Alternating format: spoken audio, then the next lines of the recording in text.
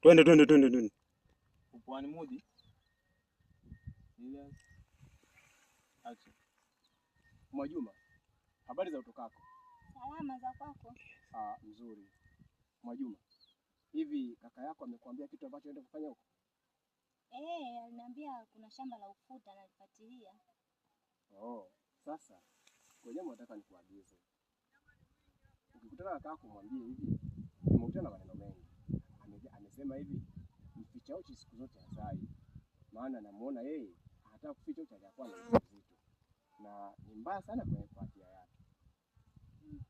Maanisha nini? Mbona sijakuelewa? Wewe mwambie hivyo. Na mimi wazi kimwambia yeye ataelewa nini maanisha. Sawa, nitamwambia. Sawa. Wewe mwambie hivyo. Rudi. Wewe mwambie hivyo. Mwambie hivyo. Kitu kifaya. Ni kitu kibaya sana mwenyekiti. Yaani kuna namna fulani hivyo na misi. Umeona? Kuna muda anafanya makusudi. Wewe uone sauti.